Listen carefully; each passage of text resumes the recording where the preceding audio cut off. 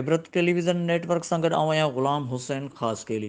अवां ताईं हैदराबाद मां ख़बर पहुचाए रहिया आहियूं त हैदराबाद में हिकु सेमिनार थियो। हैदराबाद प्रेस क्लब में सेमिनार मुनक़िद कयो वियो। समाजी तंज़ीम शाह सचल सामी फाउंडेशन पारां साउथ एशिया पार्टनरशिप ऐं जज़्बा जे सहकार सां हैदराबाद प्रेस क्लब में कोठायल सेमिनार खे ख़िताब कंदे पाकिस्तान पीपल्स पार्टी जी अॻूणी MPA ऐं सेनेटर अॻवान फ़रहीन मुग़ल ऐं PP ज़िले हैदराबाद जी अॻवान शबाना ख़ान चयो त PP हिन मुल्क जी वाहिद अवामी जमहूरी पार्टी आहे जंहिं में वधि खां वधि औरत अॻवाननि खां वेंदे कारकुननि ताईं जी अक्सरियत आहे। PP सभ खां वधीक औरतुनि खे ऐवान में मोकिलींदड़ पार्टी आहे जंहिं ग़रीब पोरियत ऐं हारी तबक़नि सां तालुक़ु रखंदड़ औरतुनि खे बि बलदियाती सूबाई क़ौमी असेंबली ऐं सेनेट जे ऐवाननि में चूंडायो आहे। शाह सचल सामी फाउंडेशन जे सरबराह लाला अरशद ख़ासकली चयो त हीउ सेमिनार मुनक़िद करण जो बुनियादी मक़सदु समूरनि सियासी जमायतुनि ऐं सिविल सोसाइटीअ खे हिकु प्लेटफॉर्म ते आणे औरतुनि जे ऐवाननि अंदरि नुमाइंदगीअ लाइ मज़बूत राह जोड़ी आहे। हिन चयो त समूरनि सियासी पार्टियुनि खे घुर्जे त उहे मख़सूस सीटुनि खां अलावा जनरल सीटुनि ते औरतुनि खे टिकेटूं जारी कनि। क़ौमी अवामी तहरीक जे सिंधियाणी तहरीक जे मरकज़ी सदर ज़ीनत समूह ऐं सिंधी गर्ल्स स्टूडेंट तहरीक जे मरकज़ी सदर राफ़िया पलीजो चयो त क़ौमी अवामी तहरीक जी सियासत तोड़े इलेक्शन में सभ खां वधीक टिकेटूं औरतुनि खे मिलंदियूं आहिनि। असां चाहियूं था त हिन मुल्क जे ऐवाननि में असुलु नुमाइंदगी औरतुनि जी हुजणु घुरिजे जेकी औरतुनि जे मसइलनि समेत मिड़नी मामलनि खे सुठे नमूने सां हल करे सघनि थियूं। अवामी तहरीक जे सिंधियाणी तहरीक जी मरकज़ी ऑर्गेनाइज़र उमरा समूह चयो त अवामी तहरीक औरतुनि जे हक़नि लाइ जदोजहद जे मैदान में मौजूदु आहे। औरतुनि खे असेंबलियुनि अंदरि नुमाइंदगी जेका मिलणु घुरिजे उहा न मिली सघी आहे। अवामी तहरीक इलेक्शन में हमेशह औरत उमेदवारनि खे अॻियां आणींदी आहे। असां चाहियूं था त ऐवाननि जे अंदरि वधि खां वधि नुमाइंदगी औरतुनि जी हुजणु घुरिजे।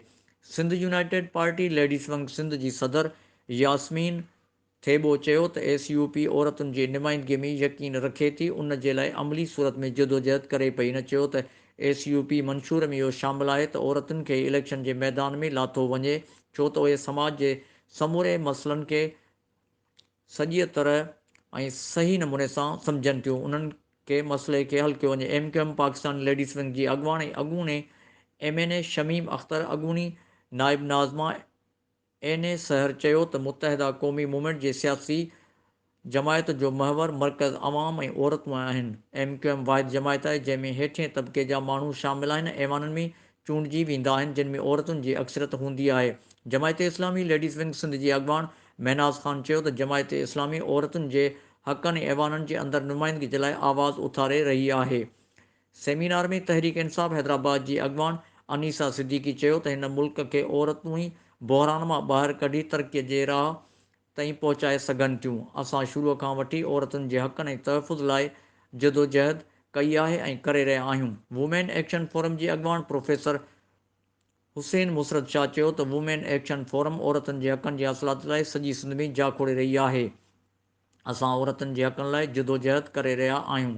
हिन चयो त औरतुनि जे हक़नि लाइ भरपूर जदोजहद जारी रहंदी। HRCP हैदराबाद जी अॻवान गुफ़राना आराई चयो त HRCP इंसानी हक़नि सां गॾोगॾु औरतुनि जे हक़नि लाइ बि अवलियुनि बुनियादनि ते आवाज़ उथारे रही आहे। HRCP भरपूर आवाज़ उथारे थी। असीं मुतालबो कयूं था त सियासी जमायतूं औरतुनि खे वधि खां वधि नुमाइंदगी ॾियनि। वुमेन प्रोटेक्शन सेल हैदराबाद जी इंचार्ज मारवी आवाण चयो त सेल में सभ खां वधीक औरतुनि ते तशदुद जे वाक़िअनि जा केस अचनि था। औरतुनि ते ज़ुल्म ऐं ॾाढ जारी आहे।